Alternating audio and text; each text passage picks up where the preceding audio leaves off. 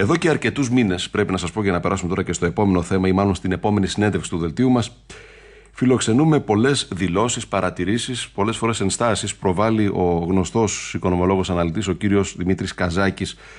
Ήταν ο άνθρωπος που οι περισσότεροι δημοσιογράφοι ανακάλυψαν το 2011, θυμάμαι καλά, όταν άρχισαν να φέρουν τα πρώτα αρνητικά σημάδια από την πιστή εφαρμογή των όρων του μνημονίου.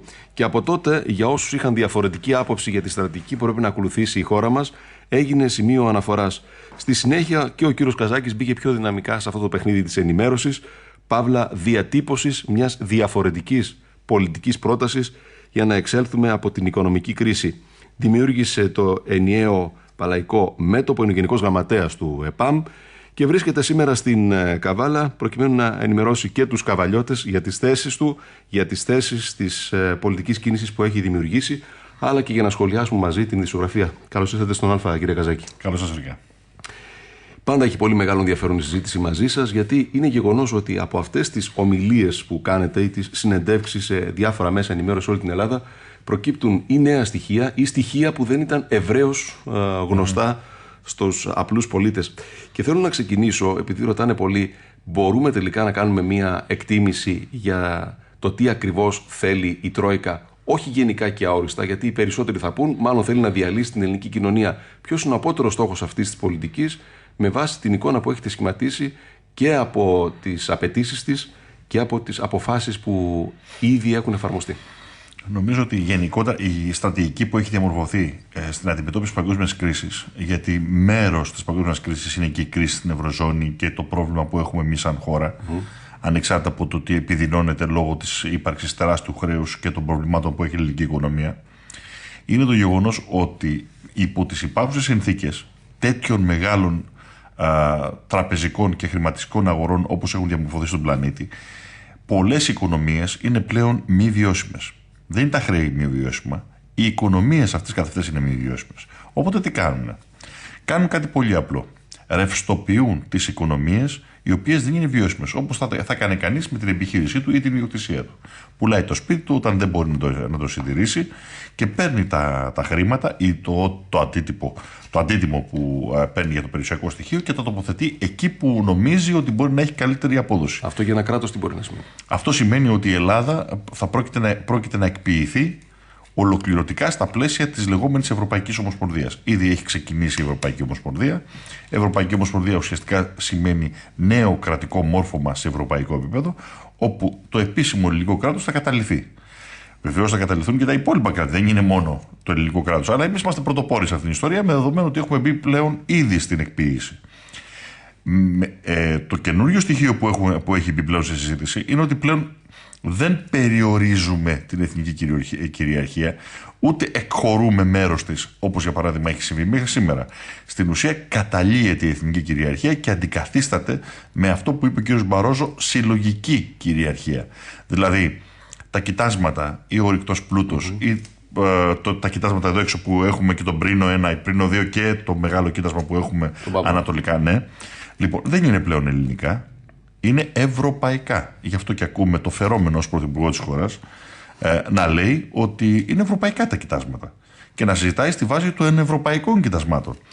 Αυτό υποδηλώνει το ότι έχουμε περάσει σε μια φάση όπου οι Τροικανοί, τα επιτελεία της Ευρωζώνης, θεωρούν μη βιώσιμη την ελληνική οικονομία και οπότε θα πρέπει να αφομοιωθεί με ένα συγκεκριμένο τρόπο που το βλέπουμε από τις πολιτικές που εφαρμόζονται από τον ισχυρό πυρήνα της Ευρωζώνης που είναι κυρίως η Γερμανία.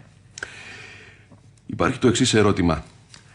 Ποια είναι τα χειρότερα που δεν έχουμε δει? Γιατί ήδη υπάρχει υψηλή ανεργία, ήδη πολλοί πολίτες δεν μπορούν να ικανοποιήσουν τις υποχρεώσεις τους, απλήρωτοι λογαριασμοί, ληξιπρόθεσμες οφειλές που ξεπέρασαν τα 13 δισεκατομμύρια ευρώ το 2012. Θα πάμε και στην εκποίηση των ιδιωτικών περιουσιακών στοιχείων. Είμαστε κοντά σε αυτό? Ναι. Είμαστε πάρα πολύ κοντά. Μόνο που δεν θα πρόκειται να γίνει έτσι όπως το φαντάζονται ορισμένοι. Δηλαδή με μια στα πάντα πάρουν όλα. Όχι. Θα γίνει με σαλαμοποίηση για να μην υπάρξει κοινωνική έκρηξη. Δηλαδή να φοβήσουν τόσο πολύ τον κόσμο ώστε να επιλεκτικά να παίρνουν την ιδιωτική περιουσία συγκεκριμένων κατηγοριών ή οικογενειών, έτσι ώστε να λέει ο διπλανός τους, εγώ τη σκαπούλαρα αυτή τη στιγμή, πήραν το σπίτι του αλλού, του διπλανού. Οπότε εγώ δεν ξεσηκώνομαι. Αλλά και εγώ όμως θα έχω ένα τρομακτικό χρέος στην εφορία, οπότε ανά πάσα στιγμή μπορούν να απαλωτριώσουν. Ισχύει αυτό που λέγεται, περισσότερο γράφεται τις τελευταίες ημέρες. Δεν βλέπουμε πολλά ρεπορτάζ στα μεγάλα αθηναϊκά μέσα ενημέρωσης ότι πουλήθηκαν κόκκινα δάνεια σε γερμανικές και ελβετικές τράπεζες, κύριε Καζάκη. Ναι, αυτό ισχύει. Έχει πλέον. Πότε ξεκίνησε, τους τελευταίους μήνες? Όχι, έχει ξεκινήσει από πολύ παλιά. Έχει ξεκινήσει από το 2006. Και το λάνσαρε πρώτο το Ταμείο Παρακαταθήκων και Δανείων. Όσο και να φαίνεται παράξενο, γιατί ήταν υποτίθεται ότι ήταν δημόσια τράπεζα. Από τις λίγες δημόσιες τράπεζες και μάλιστα ειδικού σκοπού. Λοιπόν, δεν υπάρχει. Γίνεται με μεγαλύτερη ένταση πλέον. Ναι, τώρα πλέον έχει ολοκληρωθεί η φάση. Είμαστε στη φάση της προσπάθειας να ξεχωρίσει η ήρα από το στάρι στο τραπεζικό σύστημα. Ποιο είναι το θέμα δηλαδή εδώ? Επειδή οι τράπεζες, λόγω βεβαίως της κατάστασης της οικονομίας, αλλά και λόγω βεβαίως της λοποδυσίας που χαρακτηρίζει το τραπεζικό σύστημα στην Ελλάδα, έχουν βγάλει στο εξωτερικό τεράστια κεφάλαια, έχουν λαιλατίσει την καθαριτική βάση των τραπεζών τους και ταυτόχρονα, με δεδομένο ότι ο κόσμος δεν έχει πλέον τη δυνατότητα να ανταποκριθεί στις υποχρεώσεις του, στα δάνειά του, έχει σχηματιστεί μια τεράστια μαύρη τρύπα, τα λεγόμενα μη εξυπηρετούμενα δάνεια. Αυτά είναι βάρος για την τράπεζα. Τι κάνουν τώρα? Αυτό που σκέφτονται να κάνουν το εξής: να ξεχωρίσουν τα μη εξυπηρετούμενα δάνεια από τα υπόλοιπα περιουσιακά στοιχεία που μπορούν να αποδώσουν, τα περιουσιακά στοιχεία αυτά να αλλάξουν χέρια σε επενδυτικά φαντ, ιστορίες, δεν ξέρω τι ακριβώς συμφωνίες κλείνονται στο παρασκήνιο, και τα μη εξυπηρετούμενα, τα μαύρα λοιπόν δάνεια, να περάσουν στο κράτος. Με τη λογική της κακής και της καλής τράπεζας. Μπράβο. Η κακή τράπεζα λοιπόν θα έρθει, όπως το κάνουν τώρα στην αγροτική. Θα έρθει, θα αγοράσει από τις ιδιωτικές τράπεζες σε τιμές αγοράς τα δάνεια τα οποία είναι μη εξυπηρετούμενα. Δηλαδή στο 30% της αξίας του. Ό,τι συμφωνήσει. Ό,τι συμφωνήσει. Γιατί από ό,τι βλέπουμε στην πρακτική τι έχουμε? Ενώ η αγορά φωνάζει για 20% ας πούμε στην αξία, το κράτος δίνει συνήθως τα διπλάσια. Και ανάλογα με το πώς θέλει να εξυπηρετηθεί ο τραπεζίτης και το κομματικό ταμείο. Γιατί πάντα πίσω από το τραπεζίτη κρύβεται ένα κομματικό ταμείο. Τουλάχιστον ένα. Λοιπόν, από εκεί και πέρα τώρα τι θα γίνει? Η κακή τράπεζα θα προσπαθήσει να φορτώσει τον απομείνον χρέος του νοικοκυριού ή του μικρομεσαίου ή του ελευθεροεπαγγελματία στην εφορία. Και έτσι μαζί με τη φορολογική σου υποχρέωση θα σου έρθει και η δανειακή σου υποχρέωση. Αυτή που όπως θα ρυθμιστεί. Και μαζί με όλα αυτά θα εξογκωθεί το ιδιωτικό σου χρέος προς το κράτος, ώστε να μην είναι διαχειρίσιμο από το μέσο νοικοκυριό. Με αποτέλεσμα. Και να είσαι εχμάλωτος. Ανά πάσα στιγμή να μπορούν να σου πάρουν ό,τι θέλουν. Κοιτάξτε, δεν μπορεί να ρευστοποιηθεί μια οικονομία μόνο ξεπουλώντας τη δημόσια περιουσία. Δηλαδή μετατρέπεται η ελληνική πολιτεία σε υπηρεσία εξυπηρέτησης συμφερόντων. Θα σας πω μόνο ένα στοιχείο. Μόνο την τελευταία έκθεση που βγάλανε μια από τις μεγαλύτερες, η μεγαλύτερη πολυεθνική που ασχολείται με λογιστικά πρότυπα, έβγαλε μια τελευταία μελέτη για την παγκόσμια οικονομία και λέει ότι περίπου το 30 με 40% των παγκόσμιων κεφαλαίων στις αγορές έχουν στρέψει τον ενδιαφέρον τους σε επενδύσεις ασφαλείας. Ποιες είναι επενδύσεις ασφαλείας? Χρυσός και ακίνητα.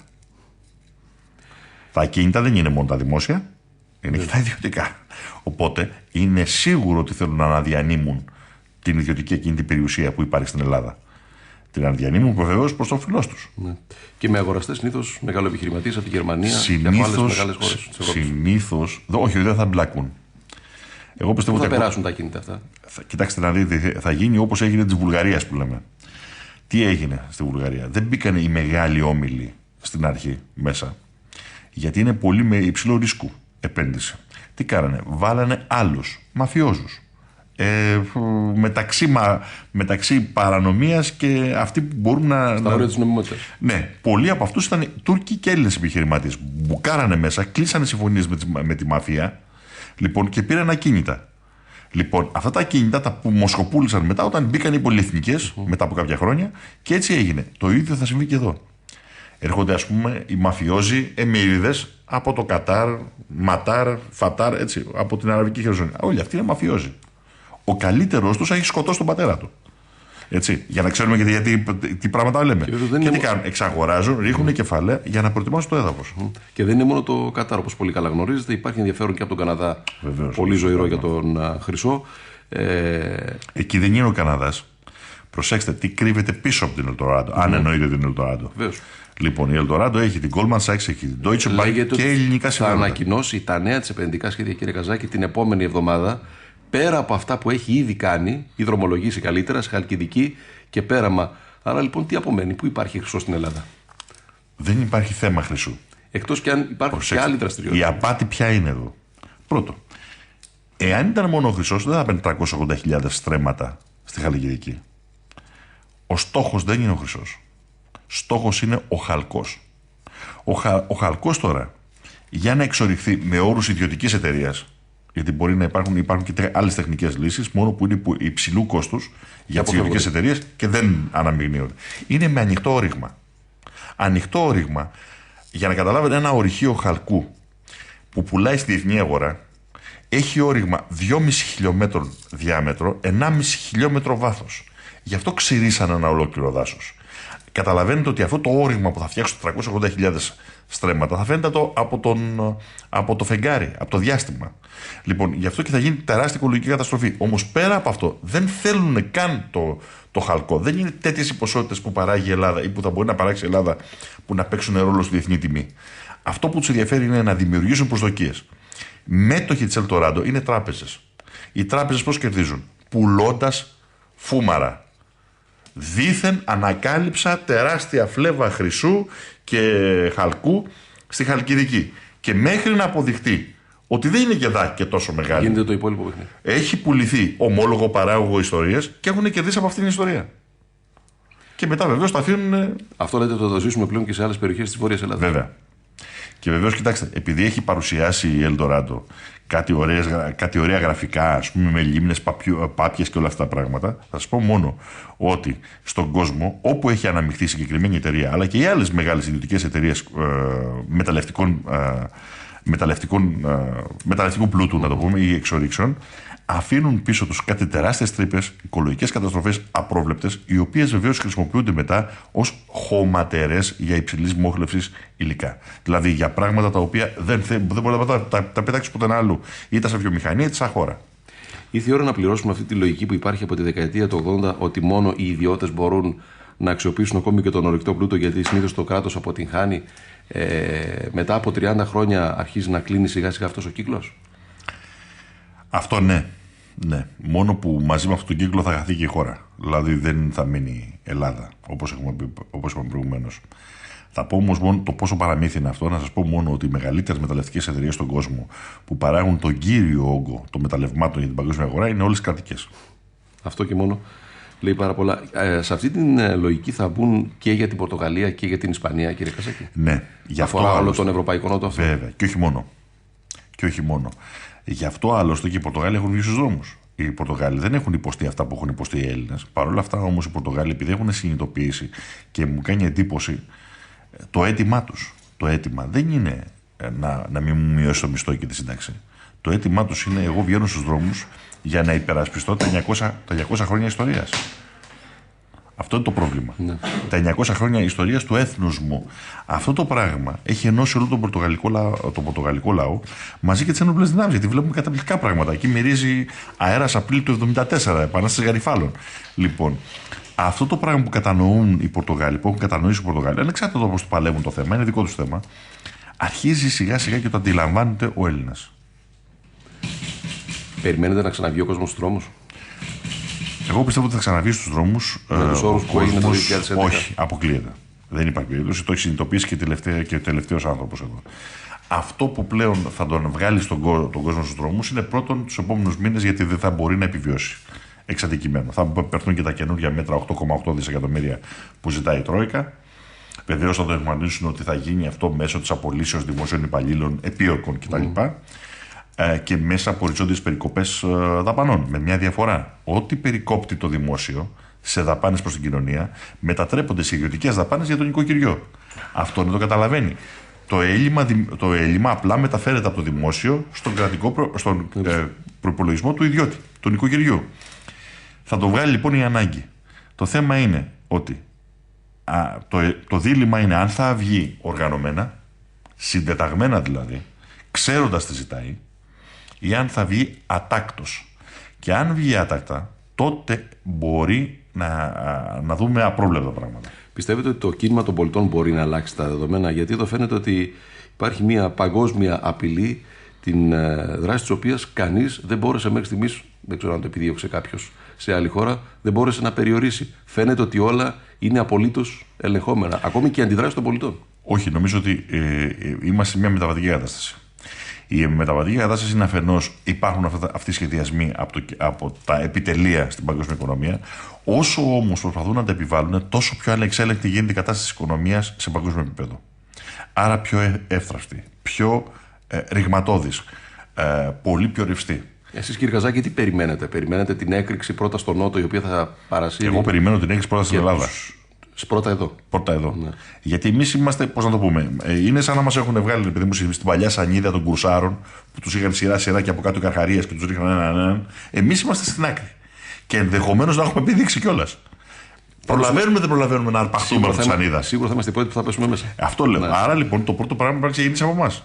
Ναι, να φωνάζει ο Ιταλός, αλλά ο Ιταλός μόλις μπήκε στη σανίδα. Τι μιλάμε, για μια ανεξέλεγκτη κατάσταση ή για μια επανάσταση με συγκεκριμένο αίτημα? Εγώ ελπίζω και για το οποίο παλεύω και εγώ φαντάζομαι πάρα πολλοί άλλοι στα κινήματα των πολιτών, γιατί σε αυτό ήθελα να πω ότι αν υπάρχει μια ελπίδα είναι μόνο τα κινήματα πολιτών. Μην περιμένετε από πουθενά άλλο. Ούτε από κόμματα, ούτε ιστορίες, ούτε τίποτα από αυτά. Τα κινήματα, αυτά που γεννιούνται από τα κάτω, με δική τους αυτοοργάνωση, σπάζοντας τα κομματικά πρότυπα και μαντριά και βάζουν και πιο ριζοσπαστικό προβληματισμό. Γιατί η δημοκρατία, την οικονομία, όλα, παντού όπου τουλάχιστον εγώ έχω ακούσει, μπαίνει πολύ ριζοσπαστικός προβληματισμός. Μόνο αυτό το ρόλο θα παίξει το κίνημα? Όχι βέβαια. Θα διεκδικήσει εξουσία. Σαφέστατα. Γιατί χωρίς εξουσία, κολοκύθια. Τώρα συζητάμε για να συζητάμε. Δεν έχουν νόημα όλα αυτά. Βέβαια. Απλά λέω ότι μαθαίνει ο κόσμος τι σημαίνει οργανώνουμε εγώ είδος, φτιάχνω εγώ ο ίδιος αυτό που με εκφράζει για να μπορέσω να διεκδικήσω εξουσία αύριο. Λοιπόν, από εκεί και πέρα τώρα, το μόνο που μπορεί να γίνει στο επίπεδο είναι να μπορέσουμε να επιβάλλουμε, να το πούμε έτσι, να επιβάλλει τη θέληση του λαού και πρέπει να το κάνει το ταχύτερο δυνατό, διότι ο χρόνος βιάζει. Πάμε στις αρχές του καλοκαιριού για αναθεώρηση του συντάγματος. Ναι. Στην αναθεώρηση του συντάγματος θα συμβούν τα δύο πολύ τραγικά πράγματα. Το πρώτο είναι θα ενσωματώσουν τις δεσμεύσεις που έχουν αναλάβει απέναντι στους ξένους, στις ξένες δυνάμεις δηλαδή, στο Σύνταγμα και θα σου πούνε να ορίστε Σύνταγμα. Τώρα τι κάνεις εσύ? Όποια κυβέρνηση και να βγει, δεν θα μπορεί να κάνει τίποτα. Και το δεύτερο, να δημιουργήσουν πιο αυθαίρετες εξουσίες σε πρόσωπα ή θεσμούς οι οποίοι είναι ήδη αυθαίρετοι, όπως είναι η κυβέρνηση και ο πρόεδρος της Δημοκρατίας. Που μπορούν να κάνουν τι? Που μπορούν ανα πάσα στιγμή να δημιουργήσουν καταστάσεις ανοιχτής εκτροπής. Έχουμε εκτροπή, αλλά με κοινοβουλευτικό μανδύα. Εγώ μπορώ να σας πω το εξής σενάριο, το οποίο είναι απόλυτα βάσιμο, δεν είναι επιστημονικής φαντασίας. Φανταστείτε κινήματα σαν το ΕΠΑΜ, κινήματα πολιτών. Κάτω στην ένωσή τους, ας πούμε, να το πούμε, υπό την ένωσή τους και με βάση συγκεκριμένα αιτήματα, κατεβαίνουν στις εκλογές και παίρνουν 60%. Ο πρόεδρος της Δημοκρατίας μπορεί μετά το αποτέλεσμα αυτό και ξέρετε, παρακάμπτουν τη χειραγώγηση των στοιχείων. Η ιδιωτική εταιρεία δεν κατορθώνει να μαγειρέψει τόσο πολύ τα στοιχεία. Παίρνουν 60% εγώ λέω. Λοιπόν, ο πρόεδρος της Δημοκρατίας βγαίνει την επόμενη μέρα το πρωί, ανακοινώνει ότι βρισκόμαστε σε έκτακτες συνθήκες, έτσι αλλιώς έχουν ομολογήσει τα ανώτατα δικαστήρια της χώρας, ότι βρισκόμαστε σε έκτακτες συνθήκες. Επικαλούμενο στο Σύνταγμα. Ναι, άρθρο 11 και άρθρο 48 του Συντάγματος.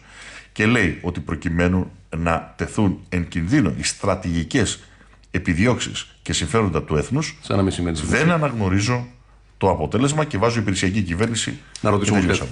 Όταν είναι τόσο σοβαρά τα πράγματα, κανείς πλέον νομίζω ότι δεν έχει καμία αμφιβολία, υποστηρίζει ή δεν υποστηρίζει κάποιο άλλο κόμμα εκτός από τα τρία κυβερνητικά? Γιατί νομίζω ότι και εκεί μέσα υπάρχει αυτός ο σπόρος.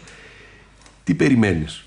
Γιατί δεν ακολουθούμε την αντίστροφη πορεία? Λένε πολλές φορές οι εκπρόσωποι και των κοινωνικών ομάδων αλλά και των φορέων που έχουν δημιουργηθεί το τελευταίο διάστημα, περιμένουμε από τους πολίτες. Γιατί δεν μπαίνουν μπροστά οι κινήσεις που έχουν δημιουργηθεί? Γιατί δεν παρασύρουν τον κόσμο? Φοβάστε να μην κατηγορηθείτε ότι θα τα διαλύσετε όλα σε αυτή τη χώρα? Το επιχείρημα που ακούγεται στα μεγάλα δελτία ειδήσεων. Σε άλλες περιοχές, σε άλλες χώρες και στην Ευρωπαϊκή Ένωση πολλές φορές μπήκαν μπροστά τα κόμματα. Έβγαλαν κόσμο στον δρόμο. Είναι η επόμενη κίνηση αυτή, κύριε Καζάκη? Εγώ νομίζω ότι είναι αυτή η κίνηση που πρέπει να γίνει τώρα. Αλλά πρέπει να γίνει συγκροτημένα και συντεταγμένα από τα κινήματα των πολιτών. Όλα μαζί. Στο βαθμό, βέβαια, θέτοντας ορισμένα βασικά στοιχεία. Δηλαδή, το πρώτο πράγμα είναι ότι με δεδομένο εκεί που μας έχετε φτάσει, το μόνο πράγμα που μπορούμε να κάνουμε εμείς ως λαός είναι να μηδενίσουμε το κοντέρ και να ξεκινήσουμε από την αρχή. Για να το κάνουμε αυτό το πράγμα, χρειαζόμαστε νέο Σύνταγμα. Και με όρους δημοκρατίας, νέο σύνταγμα μπορούμε να αποκτήσουμε όχι από ένα νόθο ξεφτυλισμένο κοινοβούλιο που υπηρετεί τους ξένους και τα ντόπια και τους ντόπιους εκπροσώπους τους, αλλά με συντακτική εθνοσυνέλευση. Θα ρωτήσω, είναι η πλειοψηφία αυτή στην ελληνική κοινωνία και υπάρχει διάθεση συνεργασίας όλων αυτών των ομάδων? Υπάρχει, ναι. Υπάρχει και προωθείται. Παίζουμε ένα πολύ κομβικό ρόλο. Για ποιες δυνάμεις μιλάμε, κύριε Καζάκη? Όλα εκείνα τα κινήματα που γεννήθηκαν από το δρόμο, να το πούμε έτσι. Και που στην ουσία απαρτίζονται από ενεργούς πολίτες, να το πούμε έτσι. Και όχι από πολιτικούς καριέρας. Εμείς τουλάχιστον, για παράδειγμα, τα οποία θα συγκροτήσουν έναν νέο ενιαίο φορέα ή θα λειτουργούν αυτόνομα? Θα το δούμε. Ναι. Δεν είναι. Ανοιχτοί είμαστε. Δηλαδή, δεν θέλω για να προκαταλάβουμε κιόλας. Να το δούμε όλοι μαζί. Ναι. Καταρχήν, δοκιμάζουμε τις σχέσεις μας στον δρόμο. Δηλαδή, βλέπουμε ο ένας τον άλλον. Γιατί ξέρετε τι λέμε? Για να δούμε και αν υπάρχει ειλικρίνεια. Και τέλος πάντων να δούμε ο καθένας τι αντιπροσωπεύει, ρε παιδιά. Τι θέλει. Έτσι. Γιατί μπορεί να υπάρχουν μέσα σε αυτό το κίνημα και σκοτεινές δυνάμεις. Μπράβο. Ναι. Ας το δούμε στον δρόμο. Να δούμε, να μετρηθούμε στον δρόμο. Σε κοινές δράσεις. Πότε θα ξεκινήσει αυτό? Ήδη έχει ξεκινήσει. Ναι, δηλαδή Έχουμε ξεκινήσει ήδη με διάφορες πρωτοβουλίες, όπως έγινε για παράδειγμα στο Μέγαρο Μουσικής με το Ίδρυμα Καραμαλή, όπου τέθηκε πλέον η διαχωριστική γραμμή με σαφήνεια. Εσείς είσαστε του συνταγματικού τόξου, όπως αυτό αποκαλείστε, εμείς είμαστε του λαού και είμαστε απ' έξω και φωνάζουμε ότι δεν θα μας καταλήξετε ξανά σε αυτή την κατάντια της μεταπολίτευσης. Δεν αντίγλιτώσετε αυτή τη φορά. Λοιπόν, και εκεί μαζεύτηκαν 2.000 άνθρωποι από το πουθενά, που συγκροτημένα, οργανωμένα και χωρίς να δημιουργηθούν προβλήματα, ούτε τίποτα, συντεταγμένα δηλαδή, διατύπωσαν την άποψή τους με απόλυτο τρόπο από όλα τα κινήματα. Την πρωτοβουλία την πήρε το ενιαίο Παλαϊκό Μέτωπο και το κίνημα Δεν Πληρώνω. Αλλά προσχώρησαν και δυνάμεις από τους ανεξάρτητους Έλληνες και η κίνηση ανεξάρτητων πολιτών Σπίθα. Πώς και πότε θα πολλαπλασιαστούν αυτές τις δυνάμεις? Γιατί εγώ βάζω και το προσωπικό μέγεθος. Για να γίνει μεγάλη ανατροπή πρέπει να βγει περισσότερος κόσμος. Οι 2.000 δεν είναι λίγοι, αλλά δεν φέρνουν την αλλαγή. Όχι. Μα είναι βήματα κλιμάκωσης. Στις 9 του μηνός, μετά από λίγες μέρες δηλαδή, έγινε των στρατιωτικών η εκδήλωση. Αν και δεν είχε συγκεκριμένο. Των αποστράτων εννοείται. Εν ενεργεία και αποστράτων. Λοιπόν, η στρατιωτική όμως είναι μια ιδιόμορφη κατάσταση, γιατί βγαίνουν πλέον με πολιτικά αιτήματα. Και αυτό είναι μια σοβαρή εξέλιξη. Σε αυτό το χώρο που δεν έχει ευτυχώς αλωθεί από μαύρες δυνάμεις, ακόμη τουλάχιστον, λοιπόν, και νομίζω ότι αντέχουν, έχουν ακριβώς το δημοκρατικό στένος, αντέχουν αυτή την πίεση. Λοιπόν, κατέβασε 10 με 15.000 κόσμο. Αυτός ο κόσμος δεν κατεβαίνει εύκολα και δεν κατεβαίνει εύκολα για να διεκδικήσει πολιτικά ζητήματα. Πολιτικά τι ήταν? Αυτό που είπαν στη διακήρυξή τους. Εδώ κινδυνεύει η χώρα. Δεν είναι το θέμα τα 200 ευρώ που μου κόβεις και βρεσί. Εδώ είναι η χώρα. Ρεμπέτες, δηλαδή, εγώ χωράω εθνόσημο. Έχω ταχτεί να υπερασπίζουμε το λαό. Τι ακριβώς γίνεται? Όλα αυτά είναι ρεύματα που οφείλουν να συνενωθούν. Να συνενωθούν στη βάση του πατριωτικού καθήκοντος. Όχι τίποτα φοβερό. Δηλαδή, ρε παιδιά, αν μη τι άλλο, ο λαός να πάρει στα χέρια του την υπόθεση. Ο λαός, όχι κάποιος στο όνομά του. Ο λαός ο ίδιος. Αυτό ζητάμε. Και νομίζω ότι στο επόμενο τρίμηνο τετράμηνο θα έχουμε μια τέτοια κλιμάκωση, όχι μόνο κινητοποιήσεων, αλλά οργανωμένης παρέμβασης των κινημάτων πολιτών, να το πούμε έτσι, που θα γίνει. Και αυτό που ζητάνε κιόλας είναι ότι το επόμενο δίμηνο να είναι με κορύφωση τον Απρίλη-Μάη, να υπάρξει μια πανελλαδική πάυση πληρωμών. Μια παθητική αντίσταση δηλαδή προς το κράτος. Δηλαδή δεν σε πληρώνω. Σταματάω να σε πληρώνω. Είτε ΦΠΑ, είτε εφορία, είτε οτιδήποτε άλλο. Να δούμε πώς θα δείξει αυτή η κυβέρνηση. Όλα αυτά μπορούν να οδηγήσουν στην αλλαγή του νομίσματος. Νομίζω ότι χωρίς αλλαγή νομίσματος δεν υπάρχει περίπτωση. Δεν υπάρχει ελπίδα. Είναι η πρώτη πράξη, λέτε. Δεν υπάρχει ελπίδα σε αυτή τη χώρα. Επιστροφή στη δραχμή, δηλαδή. Δεν είναι επιστροφή στη δραχμή, γιατί δεν θέλουμε να. Είναι ένα άλλο νόμισμα, εν πάση περιπτώσει. Σε ένα εθνικό κρατικό νόμισμα που μπορούμε να τα ονομάσει ο λαός όπως θέλει. Απλά πρέπει να ξεκινήσει από μηδενικής βάσης. Δηλαδή, δεν μπορούμε να επιστρέψουμε στην Ελλάδα που αφήσαμε πριν το ευρώ. Γιατί και εκεί δεν είναι τα καλύτερα, βεβαίως, δεν είμαστε στην κατάντια που έχουμε φτάσει μέχρι τώρα, αλλά προς Θεού δεν πάμε να επαναλάβουμε ό,τι είχαμε γευτεί. Πάμε να αναγεννηθεί η Ελλάδα, να αναγεννηθεί στα χέρια του ελληνικού λαού και προς όφελος της πλειοψηφίας του. Έχετε την αίσθηση, παρακολουθώντας τις αντιδράσεις της κοινωνίας, κύριε Καζάκη, ότι αυτή η κρίση μας βρήκε λίγο υπνοτισμένους? Γιατί βλέπω ότι στην αρχή δεν μπορούσαμε να αντιδράσουμε γιατί δεν ξέραμε τι συμβαίνει. Όταν αντιδράσαμε, πήγαμε με τη Χρυσή Αυγή. Το πήγαμε εντός εισαγωγικών. Πήγαν πολλοί. Είναι πολλοί αυτοί που υποστηρίζουν. Στήθηκε. η ιστορία αυτή. Ναι. Να σας πω πώς στήθηκε. Όταν βγαίνει ο κ. Πρετεντέρης, ας πούμε, για παράδειγμα, και το παίζει Δημοκράτης και στοχοποιεί τη Χρυσή Αυγή, ένας άνθρωπος που δεν έχει κατάλληλη πολιτική παιδεία και τριβή και δεν οφείλει να είχε, ούτε του την έδωσε κανένας ποτέ, τι θα συμπειράνει? Ότι τη συστημική δύναμη είναι η Χρυσή Αυγή. Άρα με αυτούς πάω. Με τον Πρετεντέρη θα πάω. Είμαστε τρελοί. Και δεν φαίνεται μόνο από αυτό, φαίνεται και από τη στάση του κόμματος στη Βουλή. Προφανώς. Τα νομοσχέδια που πέρασαν ή δεν πέρασαν κατά καιρούς. Δεν το συζητάμε. Λοιπόν, από εκεί και πέρα τώρα τι έχουμε? Έχουμε μία κατάσταση όπου σε επίπεδο συνείδησης προετοιμαζόταν για 3 με 4 δεκαετίες. Μας οδήγησαν εδώ. Και μας οδήγησαν συστηματικά, ξεμοναχιάζοντας τον Έλληνα, ποινικοποιώντας τον πατριωτισμό του. Δεν έχουμε απενοχοποιηθεί, δηλαδή ακόμη υπάρχει αυτό το ότι φταίμε κι εμείς λίγο, οπότε ας περιμένουμε λίγο ακόμη, μήπως και αλλάξουν τα πράγματα? Όχι, υπάρχει αυτό το στοιχείο? Μπορεί να υπάρχει σε κάποιους. Μπορεί να υπάρχει σε κάποιους. Στην πλειοψηφία πλέον έχει ξεπεραστεί, γιατί θεωρεί, και αυτό νομίζω ότι πρέπει να έχει στο μυαλό της, ότι θα φταίει και θα φταίει μοιραία εάν αφήσει να εξελιχθεί η κατάσταση έτσι. Γιατί τότε πλέον δεν θα βλέπει μόνο τα παιδιά της να φεύγουν και να πηγαίνουν στο εξωτερικό. Δεν θα έχουμε μόνο το φαινόμενο κάθε μέρα που περνάει να έχεις 10 με 15 αυτοκτονίες ή πάνω από 60 προσπάθειες να γίνουν αυτόχειρες. Λοιπόν, ούτε η τεράστια ανεργία και όλα αυτά τα πράγματα. Τότε πλέον δεν θα έχεις έδαφος να πατήσεις. Δεν θα σου ανήκει απολύτως τίποτα. Θα διεκδικήσετε κάποιο ρόλο, σας το θέτω το θέμα ευθέως, βασικός πρωταγωνιστής στον χώρο των κινημάτων του Εμένα αυτό που με ενδιαφέρει είναι να υπάρξει μια προσωρινή κυβέρνηση που θα την αναδείξουν τα κινήματα αυτά που λέτε. Από ανθρώπους οι οποίοι. Προσωρινή κυβέρνηση. Προσωρινή, θα σας πω. Δεν μιλάτε για αλλαγή μετά από εκλογές. Όχι. Με προσωρινή κυβέρνηση που θα την επιβάλλουν μετά την κατάρρευση αυτού του πράγματος. Και το λέω όχι τυχαία. Το λέω γιατί με αυτόν τον τρόπο δηλώνει ξεκάθαρα ο ελληνικός λαός ότι μηδενίζω το κοντέρ, αγαπητοί κύριοι, προς τη διεθνή κοινότητα, πρώτα και κύρια, γιατί πρέπει να επανειδρύσω το κράτος μου. Όχι βεβαίως με τον καραμαλικό τρόπο, όπως το έλεγε, αλλά να επανειδρύσω το κράτος. Προφανώς. Να επανειδρύσω το κράτος μου με όρους διεθνούς δικαίου. Όταν επανειδρύω το κράτος ως λαό, αλλάζω νομική προσωπικότητα. Είναι σαν, για ένα παράδειγμα, άλλο μαγαζί υπό νέα διεύθυνση. Οπότε οι υποχρεώσεις του δεν μετράνε πλέον. Μπορεί να πει στους δανειστές του δηλαδή, δεν σας πληρώνω, βρείτε τους παλιούς. Δεν με αφορούν. Δεν με αφορά τίποτα από όλα αυτά. Αυτό το προβλέπει το διεθνές δίκαιο και είναι ο τρόπος να απαλλαγούμε από το πλέγμα δεσμεύσεων που έχουν επιβάλει στη χώρα διαμέσου των δοσιλόγων. Οι συνέπειες αυτής της πολιτικής, γιατί σας ρωτάνε φαντάζομαι πολύ, τι γίνεται την επόμενη μέρα και πώς θα αντιμετωπίζεις αυτό? Ναι, καταρχήν το πρώτο πράγμα που μπορεί να γίνει είναι να γαβγίσουν πολύ. Το δεύτερο, μόλις καταλάβουν ότι με το γάβγισμα δεν πετυχαίνουν τίποτα, γιατί εδώ πέρα δεν είμαστε, πώς να το πούμε, ενδοτικοί. Σίγουρα θα υπάρχει μια αντίδραση, γιατί δεν θα συμφωνηθείτε. Εμείς πώς επιβιώνουμε, με τι πόρους, με τα ανθρώπινα στα χρήματα και στα προϊόντα? Θα σας πω. Γιατί παραγωγή δεν υπάρχει ακόμα. Έχετε δίκιο. Υπάρχει παραγωγή. Απλά τη σκοτώνουμε την παραγωγή. Δηλαδή, αν πείτε, εγώ ήμουν πριν μερικές εβδομάδες στις αγροτικές περιοχές που είχαν ξεσηκωθεί οι αγρότες. Εάν μιλήσεις με τους αγρότες και τους πεις, ρε παιδί μου, κοίταξε, να σου δώσω το πλαίσιο και την αναγκαία προστασία που πρέπει να έχεις σαν αγρότης, να μην σου έρχεται το μαροκινό αγροτικό προϊόν ή το τουρκικό ή ξέρω εγώ το λεμόνι από την Αργεντινή, για να μπορείς να παράγεις, πόσο γρήγορα μπορείς να ανακάμψεις? Σε 3 μήνες. Ήταν η απάντηση. Ναι. Σε 3 μήνες. Εάν του δώσεις τη δυνατότητα. Λοιπόν, να διαθέσει την παραγωγή του. Αυτό.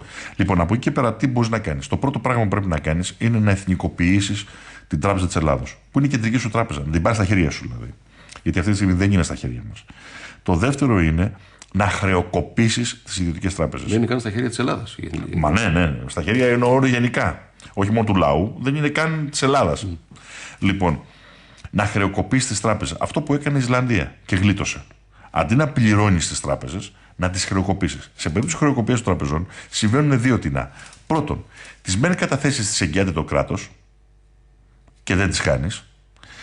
Τα δε ιδιωτικά δάνεια σβήνουν. Γιατί δεν υπάρχει κάποιος να διεκδικήσει. Χρεοκοπούν οι δανειστές. Άρα δεν υπάρχει κάποιος να τα ζητήσει από τους οφειλέτες. Λοιπόν, στη βάση αυτή ανοικοδομούμε το τραπεζικό σύστημα. Όταν χρεοκοπεί μια τράπεζα, δεν είναι απαραίτητο να κλείσει. Μπαίνει καθαριστής, την παίρνει στα χέρια του και ανοικοδομείται η τράπεζα. Σε άλλη βάση, τελείως διαφορετική βάση. Όταν λοιπόν διαθέτεις το τραπεζικό σύστημα και το αποσυνδέεις από το ευρώ, γιατί διαφορετικά δεν μπορεί να γίνει, έχεις δυνατότητα να ανοίξεις λογαριασμούς σε κάθε Έλληνα πολίτη. και να του πεις για το μεσοδιάστημα που θα χρειαστεί να βγάλω εγώ εθνικό νόμισμα, που θέλεις 6 έως 8 μήνες, θα σου ανοίξω ένα λογαριασμό και θα κάνεις τη δοσοληψία σου, τις συναλλαγές σου διαμέσου του τραπεζικού λογαριασμού. Αυτό μπορείς να το κάνεις στο πρώτο 24ωρο. Σωστά. Το μόνο που θα χρειαστεί είναι να μην χρησιμοποιείς χαρτονόμισμα φυσικό, το οποίο θα το χρειαστώ εγώ σαν συναλλαγματικό απόθεμα για Τράπεζα της Ελλάδας μου, προκειμένου να πληρώσω το εξωτερικό μου έλλειμμα. Έτσι. Λοιπόν, αλλά μπορείς να το κάνεις με κάρτα συναλλαγής, όπως είναι η κάρτα του ATM. Η κάρτα συναλλαγής δεν είναι πιστωτική, δεν σου χρεώνει τίποτα. Κινείς το λογαριασμό σου. Και μπορείς να το κάνεις παίρνοντας από την εφημερίδα για τα τσιγάρα σου μέχρι οποιαδήποτε άλλη αγορά. Στο εξωτερικό είναι παγιωμένη η κατάσταση. Κάτι που γίνεται. Έτσι. Αυτό το πράγμα τι σου δίνει τη δυνατότητα? Από τη στιγμή που το κράτος πλέον ελέγχει το τραπεζικό σύστημα, μπορεί να σου εγγράφει στο λογαριασμό, να σου πιστώνει δηλαδή στο λογαριασμό, το εισόδημα που σου προβλέπει. Μπορεί κάλλιστα λοιπόν στο πρώτο, δεύτερο 24ωρο να ξαναφέρει τα επίπεδα μισθών και συντάξεων στο επίπεδο του 5ης Μαΐου 2010. Μαζί και τα εργατικά δικαιώματα. Πριν το πρώτο μνημόνιο. Πριν το πρώτο μνημόνιο. Λοιπόν, αυτό στο πιστώνω στο λογαριασμό. Ξέρετε πόσο εύκολη ιστορία είναι αυτή? Είναι απλά πληκτρολόγησης λογιστικών στοιχείων. Και εδώ υπάρχει ο αντίλογος. Ακόμη λένε και αν υπάρχει πολιτική βούληση και πάμε σε μια τέτοια επιλογή, υπάρχουν και άλλοι κίνδυνοι τους οποίους δεν έχουμε μετρήσει όσο θα έπρεπε οι εκπρόσωποι αυτών των ομάδων. Γιατί εκτός από τους οικονομικούς κινδύνους υπάρχουν και οι εθνικοί κίνδυνοι, δηλαδή η αμφισβήτηση των κυριαρχικών δικαιωμάτων μπορεί να σε φέρουν σε πάρα πολύ δύσκολη θέση και να μείνεις ξαφνικά μόνος σε αυτό το παιχνίδι της επιβίωσης. Σωστό. Αυτό είναι ένα σοβαρό ενδεχόμενο και πώς αντιμετωπίζεται? Λοιπόν, καταρχήν να ξέρουμε ότι το πιο σοβαρό ενδεχόμενο είναι το γεγονός ότι έτσι όπως πάμε, όχι τα εθνικά ζητήματα θα οξυνθούν σε βαθμό ενδεχόμενης πολεμικής σύραξης στην ευρύτερη περιοχή, κάτι το οποίο από ό,τι φαίνεται μυρίζει στον αέρα, έτσι αλλιώς έχει πυρακτωθεί η περιοχή. Ο μόνος τρόπος για να αποφύγουμε εκεί πέρα είναι να αποκτήσουμε την κυριαρχία μας, δηλαδή έναν λαό που διεκδικεί και υπερασπίζεται την κυριαρχία του. Σε αυτή την περίπτωση ο μόνος που μπορεί να μας απειλήσει από τους γείτονες είναι η Τουρκία. Η Τουρκία όμως δεν είναι σε θέση να απειλήσει με ευρεία πολεμική επιχείρηση εναντίον της Ελλάδος. Θερμό επεισόδιο μπορεί να κάνει. Αλλά το θερμό επεισόδιο δεν προβληματίζει έναν λαό που έχει συνείδηση υπεράσπισης στον Κυριακό του. Μόνο σε ένα θερμό επεισόδιο μπορεί να σου δημιουργήσει πρόβλημα όταν έχει σημίτιδες, παγκάλους, τέτοια πράγματα. Λοιπόν, που μπορεί να παίρνουν τη σημαία και την σηκώνουν και φεύγουν. Γιατί δεν μπορεί η Τουρκία? Γιατί ούτε η οικονομία της, ούτε η κοινωνία της είναι σε θέση να αντέξει ευρεία πολεμική επιχείρηση. Το παράδειγμα της Συρίας, το ότι δόθηκε εντολή στον Ερντογκάν από τον ΝΑΤΟ και τους Αμερικανούς να επιτεθεί στη Συρία και δεν μπόρεσε να το κάνει, γιατί ξεσηκώθηκε ο τουρκικός λαός και βγήκε στους δρόμους κατά εκατομμύρια φωνάζοντας όχι στον πόλεμο. Αυτό πράγμα έχει φρονηματίσει σε μεγάλο βαθμό την ηγεσία της Τουρκίας. Διότι δεν είναι υποχρεωμένος, δεν θέλει ο μέσος Τούρκος εργαζόμενος, να το πούμε έτσι, ή απλός πολίτης να πάει να θανατωθεί. Για ποιο λόγο? Μεροκάματο δεν έχει. Η κατάστασή του είναι άθλια. Η φτώχεια στην Τουρκία είναι τρομακτική. Λοιπόν, ο μόνος που κερδίζει από την εικονική ανάπτυξη που έχει η οικονομία είναι μια πολύ μικρή κλίκα, μια ολιγαρχία γύρω από την κυβέρνηση και γύρω από τους λεγόμενους ισχυρούς. Γιατί να ρισκάρει να δώσει όπλα? Για παράδειγμα, να το πω έτσι χαρακτηριστικά, όποιος έχει επισκεφτεί για παράδειγμα την Κωνσταντινούπολη, θα ξέρει ότι στα 14 εκατομμύρια πληθυσμού που έχει, περίπου τα 11 εκατομμύρια είναι σε τενεκομαχαλάδες γύρω από την Κωνσταντινούπολη. Μιλάμε με μπάριος, φαβέλες, λατινοαμερικάνικες χειρότερα. Ποιος θα ρισκάρει να τους δώσει όπλο σε αυτούς? Από την κυβέρνηση εννοώ το Ερντογκάν. Μπορεί να γυρίσει μπούμεραγκ. Έμα βέβαια. Να ρωτήσω και κάτι ακόμη πριν κλείσουμε. Είναι μέσα στη βασική μας επιδίωξη να βρούμε νέους συμμάχους στο διεθνές στερέωμα? Είναι πρώτα και κύρια το βασικό. Και ποιοι μπορεί να είναι αυτοί? Θα σας πω ένα παράδειγμα. Ναι. Εγώ το σκεφτόμουν και το συζητούσαμε και με νομικούς που είναι ειδικευμένοι στο διεθνές δίκαιο κλπ. Και νομίζω ότι είναι ένα πολύ καλό παράδειγμα το πώς δημιουργεί συμμαχίες. Δεν περιμένεις να σου έρθει ή δεν κάνεις μόνο εξατομικευμένες συμμαχίες, πώς δημιουργείς καταστάσεις. Φανταστείτε λοιπόν μια χώρα η οποία αποφασίζει να μην πληρώσει το χρέος και λέγοντας ότι είναι παράνομο καταχρηστικό με βάση το διεθνές δίκαιο. Μπορεί να το τεκμηριώσει. Λοιπόν, και παίρνει μια διεθνή πρωτοβουλία και λέει: προσέξτε να δείτε. Σαν και εμένα υπάρχουν πάρα πολλές χώρες στον πλανήτη. Ωραία, για να λύσουμε τα ζητήματα αυτά και να μην φτάνουμε σε αυτό το σημείο που έφτασε η Ελλάδα, να φτιάξουμε ένα διεθνές πλαίσιο ρύθμιση χρεών. Και να λέμε ότι πρώτον, ο δανειστής δεν μπορεί να ζητάει τα δανεικά από μια χώρα που για να τα εισπράξει από τη χώρα θα πρέπει ο λαός να πεθάνει. Να φτιάξουμε και ένα δικαστήριο, να επιδιαιτητεύει και να τελειώσει αυτή. Και αν την πάρουν την πρωτοβουλία, να την βάλουμε στη Γενική Συνέλευση του ΟΗΕ, να την ψηφίσουν οι χώρες και μετά να φτιάξουμε το δικαστήριο, να διαμορφώσουμε δηλαδή ένα διεθνές πλαίσιο. Αυτό σας πληροφορώ ότι μπορεί να μαζέψει 138 χώρες πίσω από. Γιατί πού το ξέρω εγώ αυτό? Γιατί στη τελευταία Γενική Συνέλευση συζητήθηκε ένα δύο θέμα. Φανταστείτε τώρα μια Ελλάδα που πρωτοστατεί, το βάζει και συσπηρώνει αυτές τις χώρες. Φανταστείτε την αναβάθμιση του ρόλου της. Ποιος θα την πειράξει? Όταν θα δημιουργηθεί αυτό το κίνημα σε παγκόσμιο επίπεδο, λέτε. Από την άλλη, μιλάμε και για συμμαχίες με ισχυρές χώρες που ήδη πρωταγωνιστούν. Ρωσία, Κίνα ενδεχομένως. Βεβαίως. Οπωσδήποτε. Καταρχήν στα 138 είναι και οι δύο αυτές χώρες. Είναι στους 138. Είναι ηγούνται κιόλας αυτών των χωρών, να το πούμε έτσι. Αλλά και όχι μόνο, και με δυτικές χώρες. Δηλαδή, συγγνώμη, πιστεύετε στα σοβαρά ότι η Ιταλία θα μείνει στο ευρώ? Δεν υπάρχει περίπτωση. Τα τελικά τα αποτελέσματα των εκλογών. Ήδη υπάρχει δήλωση Γκρίλο. Μα δεν είναι μόνο. Είναι δεδομένο. Δεν υπάρχει περίπτωση να πιστεί ο Ιταλός ότι πρέπει να μείνει μέσα στο ευρώ τώρα. Τον εκβιάζαν, τον κάνουν, τον δείξανε και τελικά μέσα σε αυτές τις συνθήκες έβγαλε πρώτο κόμμα σε ψήφους τον Γκρίλο. Λοιπόν, σε αυτές τις συνθήκες είναι τελειωμένη η ιστορία. Φεύγει η Ιταλία. Με την Ιταλία δεν έχουμε κοινά? Πάρα πολλά. Και οι δυνατότητες συνεργασίας απίστευτες, ειδικά αν φύγει από το ευρώ. Θα είναι μια αλλαγή, σε κάθε περίπτωση, μάλλον δεν θα είναι ανέμακτη. Έτσι. Αυτό πρέπει να το συνειδητοποιήσουν από την πρώτη στιγμή. Και απώλειες θα υπάρχουν και μεγάλη πίεση και πολλής πόνος. Ενδεχομένως να οδηγήσει και σε πολεμικές σειράξεις, να ανοίξουν διάφορα μέτωπα. Όχι. Τώρα όπως πάμε σε πόλεμο. Να ξέρετε, θα σας το πω. Οι υπόλοιποι που θίγονται άμεσα, θίγονται τα συμφέροντά τους. Δεν είναι σε θέση. Η θέση για να σου κάνουν πόλεμο ή να επιχειρήσουν τέτοιου τύπου πίεση, θα πρέπει να σε απομονώσουν. Και να σε απομονώσουν όπως για παράδειγμα έχουν κάνει με το Ιράν, όπως κάνει τη Λιβύη, το Ιράκ. Αυτό, ένας λαός που ξέρει να μεταχειρίζεται, να υπερασπίζει τη χώρα του, ξέρει να αποφεύγει αυτές τις ιστορίες και να δημιουργήσει συμμαχίες, ακόμη και αν είναι μια μικρή χώρα σαν την Ελλάδα. Το θέμα είναι ότι αν πάμε σε πόλεμο, και όχι μόνο πόλεμο εδώ στην περιοχή, σε ευρωπαϊκό επίπεδο, και δεν αναφέρομαι μόνο στη δήλωση Γιούγκερ, αναφέρομαι στη δήλωση Δεκέμβρη του 2012 του Γενικού Επιτελείου Ενόπλων Δυνάμεων της Ελβετίας, όπου λέει ότι στην πορεία Ευρωπαϊκής Ομοσπονδιοποίησης, μάλλον η πορεία Ευρωπαϊκής Ομοσπονδιοποίησης αποτελεί τη νούμερο 1 εθνική απειλή για την Ελβετία. Γιατί φοβάται ότι στην προσπάθεια κατάλυσης λαών και εθνών μέσα στην Ευρώπη θα γεννηθούν πολεμικές σειράξεις, ακόμη και θρησκευτικοί πόλεμοι, προκειμένου οι λαοί να ξαναβρούν τη θέση τους στην ιστορία. Και αυτό το πράγμα για μια ουδέτερη χώρα που δεν έχει ζήσει πόλεμο αποτελεί τεράστια απειλή. Είναι η Ευρώπη το πρώτο βήμα για την παγκόσμια διακυβέρνηση, κύριε Καζάκη, ή είναι σενάριο συνωμοσίας τελικά? Η δημιουργία των ΗΠΑ της Ευρώπης για να ελέγχεται καλύτερα το σύστημα από αυτούς που εγώ θα ήθελα παίρνουν αποφάσεις από την Ουάσιγκτον και το Βερολίνο. Όποιος θεωρεί αυτό το πράγμα ως σενάριο συνωμοσίας, να μου εξηγήσει την ομιλία του Σιμών Πέρες μόλις προχθές στο Ευρωκοινοβούλιο, όπου λέει ακριβώς αυτό. Αυτό που είπατε.